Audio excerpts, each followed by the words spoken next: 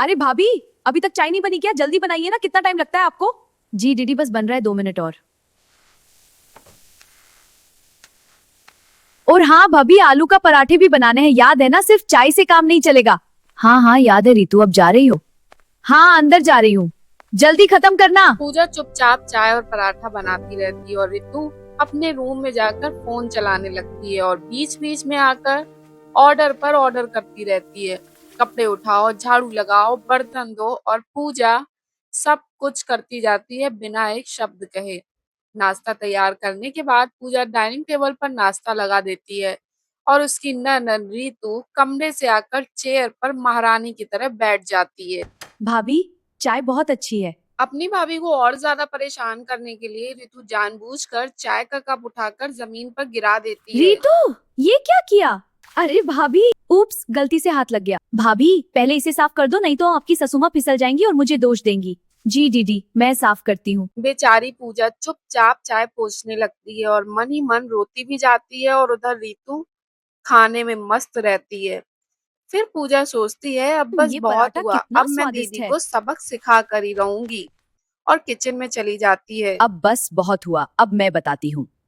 शाम का समय था। पूजा तो लिविंग रूम में अकेले बैठकर आराम से टीवी देख रही थी और तभी उसकी ननद रितु वहां खाते खाते चली आती है और पूजा के पास जाकर बैठ जाती है और भाभी को टॉन्ट करते हुए बोलती है। अरे भाभी, टीवी ही देखती रहोगी क्या? शाम हो गई है, पकोड़े बना लाइए।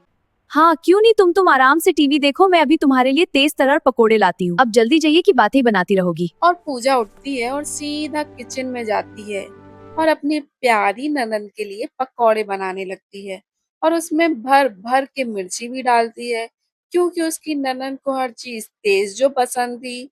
और जब पकौड़े बन जाते हैं तो पूजा बड़े प्यार से पकौड़े लेकर अपनी ननद को देने आती है। ये लो रितु, खाओ पकोड़े। वाह कितने टेस्टी लग रहे हैं। अरे ये क्या भाभी, ये पकोड़े तो बहुत तेज है, मुंह जल रहा है। पानी दो जल्दी। दीदी आपको तो मेरा हर काम तेज ही पसंद आता था ना। आज मैंने सोचा आप भी फील कर लो जैसे आप मुझे रोज फील करवाती हो। भाभी, ये क्या बदतमीजी है? तुम्हें पता है मैं कौन हूँ? मैं जानती हूँ रितु, मगर तुम्हारी ये बदतमीजी बर्दाश्त नहीं होगी।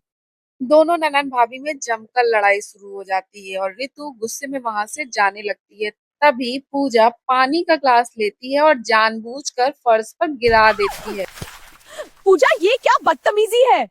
उप्स, रितु तुम ठीक हो? भाभी ये क्या बदतमीजी है? अरे मैंने जानबूझकर नहीं किया। जल्दी से इसे पोंछ दो, नहीं तो सासू माँ फिसल जाएगी और उन्हें चोट लग जाएगी। पूजा ने भी सुबह की तरह रितु से साफ सफाई करवाई और तब जाके रितु को अपनी गलती का एहसास हुआ। भाभी मुझे माफ कर दीजिए, मैंने आपके साथ बहुत गलत किया। भाभी सॉरी, मुझे नहीं पता था कि इतना बुरा लगता होगा। कोई बात नहीं रितु, तुम्हें तुम्हारी गलती का एहसास है, वो ही बहुत है। धन्यवाद भाभी। इस तरह पूजा ने अपना बदला बिल्कुल उसी तरीके से लिया जैसे रितु उसके साथ करती थी। अब से कोई भी बहू पर अत्याचार नहीं कर सकेगा क्योंकि कभी कभी बदला लेना जरूरी हो जाता है जिससे कि रिश्तों में बैलेंस बना रहे। पूजा ने बदला तो लिया पर उस बदले में नफरत नहीं, प्यार था। रितु को उसकी गलती का एहसास कराना भी जरूरी था और उसे उसकी गलती का एहसास भी हुआ और उसने भाभी से सच्चे दिल से माफी मांगी। उस दिन के बाद से घर में हंसी और प्यार का माहौल बन गया।